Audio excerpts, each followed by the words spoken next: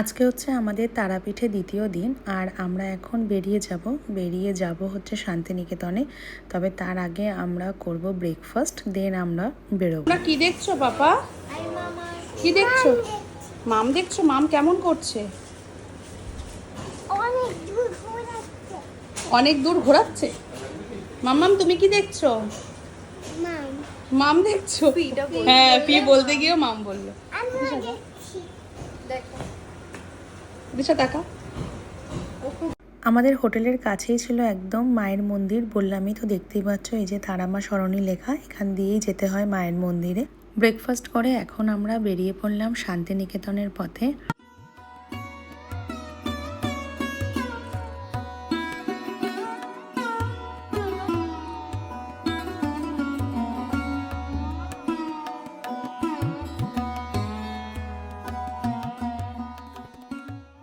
আসলাম আমরা আমাদের রিসর্টে। আমাদের রিসর্ট ছিল দ্য ক্রিক। অনেক রিসর্ট সার্চ করার পরে আমাদের এইটা পছন্দ হয়েছে।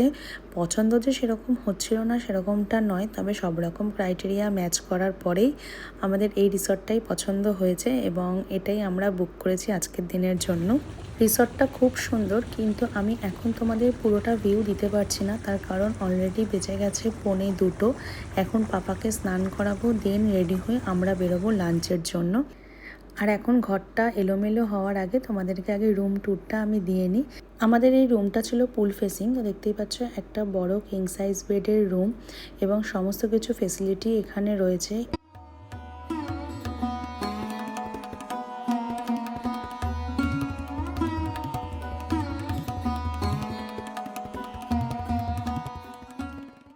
ইলেকট্রিক কেটলি বা টি কর্নার তো এখন বেশিরভাগ রিসর্টেই থাকে, তবে ওদের যেটা ভালো লাগলো সেটা হচ্ছে ওদের ইন হাউস একটা বেকারি আছে। তো সেই বেকারির থেকে ওরা এখানে বিস্কিট অ্যান্ড চকলেট এগুলো সমস্ত কিছু সার্ভ করেছিল। আর তার সাথে ছিল মিনি ফ্রিজ, আর এদিকে ছিল হচ্ছে লাগেজ রাখার জায়গা, আর তার ঠিক অপোজিটে ছিল একটা বড় মিরর, আর তার পাশে ছিল হচ্ছে ওয়াশরুমটাও ভীষণ নিট অ্যান্ড ক্লিন। পুরো প্রপার্টিটাই ভীষণ সুন্দর। আমি এরপর তোমাদের সাথে পুরো প্রপার্টিটার ভিউ শেয়ার করব। তো এই যে আমরা রেডি হয়ে গেছি, এখন বাজে হচ্ছে 3:45। আমরা লাঞ্চ করে দেন সোনাঝুরি হাট যাব। আমরা এখন লাঞ্চ করে সোনাঝুরির হাটে যাব, এটাই প্ল্যান রয়েছে। আর সেই রকমই সব ড্রেস আপ করেছি। আর সোনাঝুরি হাটে যাওয়ার জন্য আমরা মেয়েরা তো অলওয়েজ এক্সাইটেড থাকি, ছেলেরা একদমই থাকি না, ছেলেরা চাপে থাকে। তো যাই হোক, চলো বেরোনো যাক। দেন তো তোমাদের সাথে সবটা শেয়ার করছি, শেয়ারও করবো। আর আজকের হোটেলটা ভীষণ সুন্দর, সত্যিই খুব সুন্দর। তোমাদের সাথে শেয়ার করলাম, খুব সুন্দর। তো চলো।